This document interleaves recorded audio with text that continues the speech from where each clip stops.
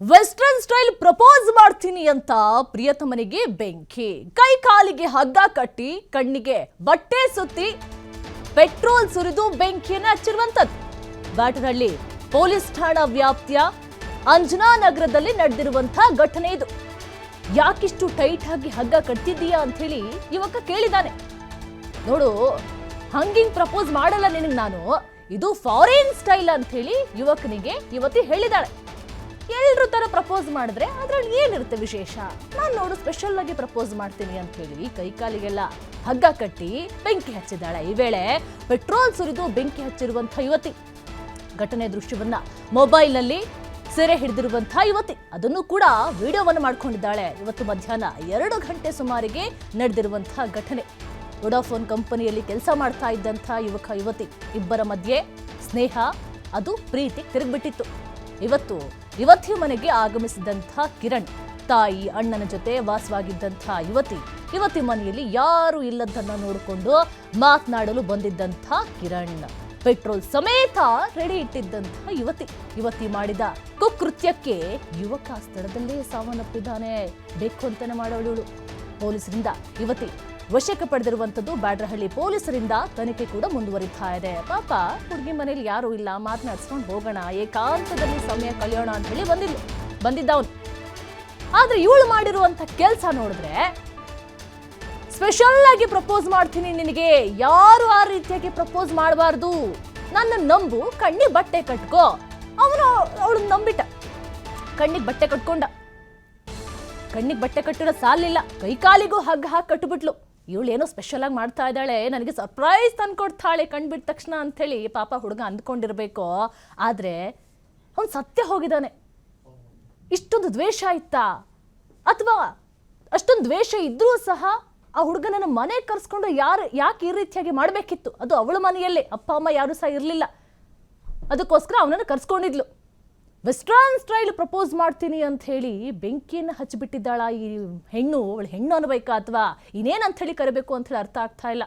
ಇಷ್ಟೊಂದು ನೀಚ ಕೃತ್ಯಕ್ಕೆ ಕೈ ಹಾಕ್ತಾ ಇದ್ದಾರೆ, ಜೀವವನ್ನು ತೆಗೆಯೋ ಮಟ್ಟಕ್ಕೆ ಹೋಗ್ತಾ ಇದ್ದಾರೆ.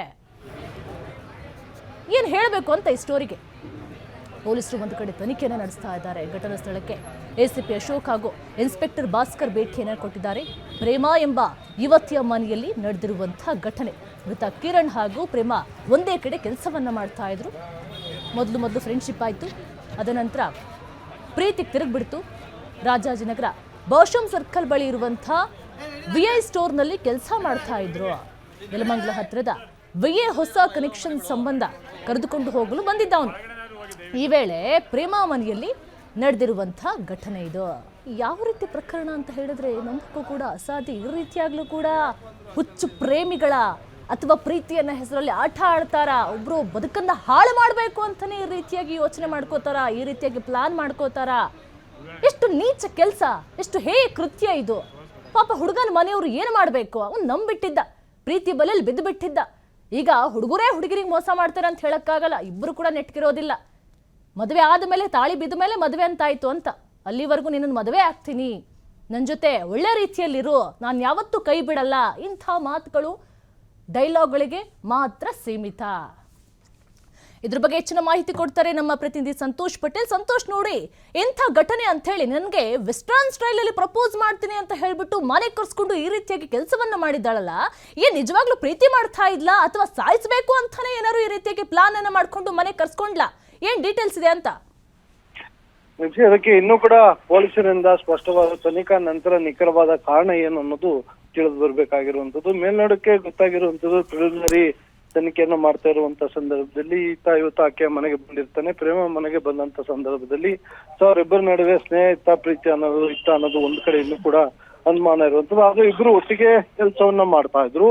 ಸೊ ಅಲ್ಲಿ ಒಟ್ಟಿಗೆ ಸ್ನೇಹ ಇತ್ತು. ಅದಾದ ಬಳಿಕ ಇಬ್ರು ಒಬ್ರನ್ನೊಬ್ರನ್ನ ಇಷ್ಟಪಡ್ತಾ ಇದ್ರು ಅನ್ನೋ ಮಾಹಿತಿಗಳು ಲಭ್ಯವಾಗ್ತಿರುವಂತದ್ದು. ಈ ಕಾರಣಕ್ಕಾಗಿ ಇವತ್ತು ಒಂದು ಪೊಲೀಸ್ ಮೂಲಗಳ ಮಾಹಿತಿ ಪ್ರಕಾರ ಇವತ್ತು ನೆಲಮಂಗಲದಲ್ಲಿರುವಂತ ವಿಐ ಹೊಸ ಸ್ಟೋರ್ ಏನಿತ್ತು ಅದಕ್ಕೆ ಸಂಬಂಧಪಟ್ಟ ಹಾಗೆ ಹೊಸ ಕನೆಕ್ಷನ್ ಗಳನ್ನ ನೀಡಬೇಕಾಗಿತ್ತು. ಅದಕ್ಕೆ ಕರ್ಕೊಂಡು ಹೋಗ್ಲಿಕ್ಕೆ ಇವನು ಮನೆಗೆ ಬಂದಾಗ ಇಂಥ ಇನ್ಸಿಡೆಂಟ್ ಗಳಾಗಿದೆ ಅನ್ನೋದು ಒಂದು ಕಡೆ ಮಾಹಿತಿ ಲಭ್ಯವಾಗ್ತಿರುವಂತದ್ದು. ಮತ್ತೊಂದು ಕಡೆಯಿಂದ ಈತ ಏನು ಮನೆಗೆ ಬಂದಂತ ಸಂದರ್ಭದಲ್ಲಿ ಈಕೆ ಮನೇಲಿ ಯಾರು ಇರೋದಿಲ್ಲ. ಆ ಸಂದರ್ಭದಲ್ಲಿ ಆತನ ಕರೆಸಿ ಆಕೆ ಪ್ರಪೋಸ್ ಮಾಡ್ತೇನೆ ಅಂತ ಹೇಳಿ ಅದು ನಾನು ಫಾರಿನ್ ಸ್ಟೈಲ್ ಅಲ್ಲಿ ನಿನ್ಗೆ ಪ್ರಪೋಸ್ ಅನ್ನ ಮಾಡ್ತೀನಿ ಅಂತ ಹೇಳಿ ಆತನ್ಗೆ ಹೇಳುವಂಥದ್ದು. ಆ ಬಳಿಕ ಆತನ ಬಟ್ಟೆಗಳನ್ನು ತೆಗೆಯುವಂಥದ್ದು, ಕಣ್ಣಿಗೆ ಬಟ್ಟೆಯನ್ನ ಕಟ್ಟಿದ್ದಾಳೆ, ಕೈಕಾಲಿಗೂ ಕೂಡ ಕಟ್ ಹಾಕಿರುವಂತ. ಆದ ಬಳಿಕ ಆಕೆ ಕೆರಸಿನ್ ಇಲ್ಲ ಅಂದ್ರೆ ಪೆಟ್ರೋಲ್ ಅನ್ನು ಯೂಸ್ ಮಾಡಿ ಆತನ ಇಡೀ ದೇಹಕ್ಕೆ ಹುಯ್ದಿರುವಂಥದ್ದು. ಅದಾದ ಬಳಿಕ ಬೆಂಕಿ ಹಚ್ಚಿದನ, ಆತ ಒದ್ದಾಡಿ ಮೃತಪಟ್ಟಿರುವಂಥದ್ದು. ಸೊ ಇದಾದ ಬಳಿಕ ಅದನ್ನ ಈಕೆ ಮೊದಲು ಪ್ರಪೋಸ್ ಮಾಡುವಂಥದ್ದು ಇರುವಂತದ್ದು.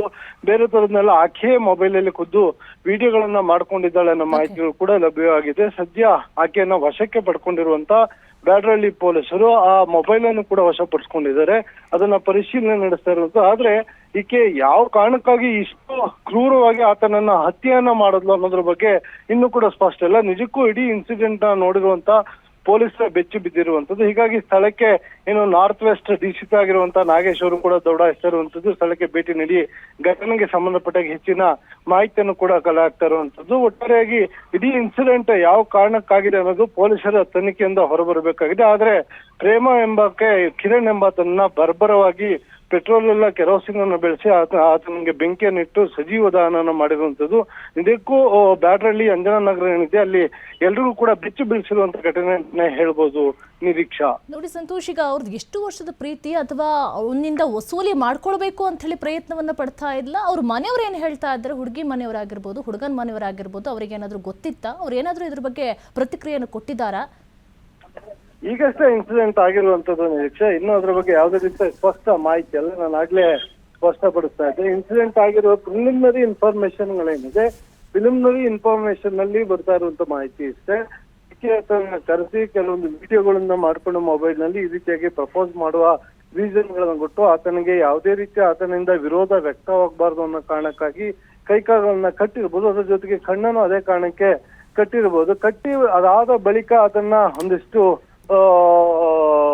ನಂಬಿಕೆಯನ್ನ ಗಳಿಸಿ ಅವೆಲ್ಲ ವಿಡಿಯೋಗಳನ್ನ ಮಾಡಿಕೊಂಡು ಕೊನೆಗೆ ಬೆಂಕಿಯನ್ನ ಹಚ್ಚಿದಾಳೆ ಅನ್ನೋ ಮಾಹಿತಿ ಇರುವಂತದ್ದು. ಆದ್ರೆ ಇದಕ್ಕೆ ನಿಖರವಾದ ಕಾರಣ ಗೊತ್ತಾಗ್ಬೇಕಂದ್ರೆ ಆಕೆಯ ವಿಚಾರಣೆ ನಂತರ, ತನಿಖಾ ನಂತರ ಅಷ್ಟೇ ಆಕೆ ಸ್ಪಷ್ಟವಾದ ಮಾಹಿತಿಯನ್ನ ಕೊಡಬೇಕಾಗತ್ತೆ. ಇನ್ನ ಅವರ ಪೇರೆಂಟ್ಸ್ ಯಾರಿದ್ರು ಅವ್ರೆಲ್ರನ್ನು ಕರೆದು ಕೂಡ ವಿಚಾರಣೆಯನ್ನ ಮಾಡ್ಬೇಕಾಗತ್ತೆ. ಎಷ್ಟು ವರ್ಷಗಳಿಂದ ಕೆಲಸವನ್ನ ಮಾಡ್ತಾ ಇದ್ರು, ಎಲ್ಲಿ ಕೆಲಸವನ್ನ ಮಾಡ್ತಾ ಇದ್ರು, ಇಬ್ಬರಿಗೆ ಯಾವ ರೀತಿಯಾಗಿ ಸಂಪರ್ಕಗಳಿತ್ತು, ಕೇವಲ ಫ್ರೆಂಡ್ಶಿಪ್ ಅಲ್ಲೇ ಇಷ್ಟೆಲ್ಲ ಆಗಿದೆ, ಇಲ್ಲ ಇಬ್ರು ಒಬ್ಬರೊಬ್ರು ಪ್ರೀತಿಯನ್ನ ಮಾಡ್ತಾ ಇದ್ರು, ಇದು ಮನೆಯವ್ರಿಗೆ ಏನಾರ ವಿಚಾರಗಳು ಗೊತ್ತಿತ್ತು, ಇವೆಲ್ಲವೂ ಕೂಡ ಪೊಲೀಸರ ತನಿಖಾ ನಂತರದ್ದು.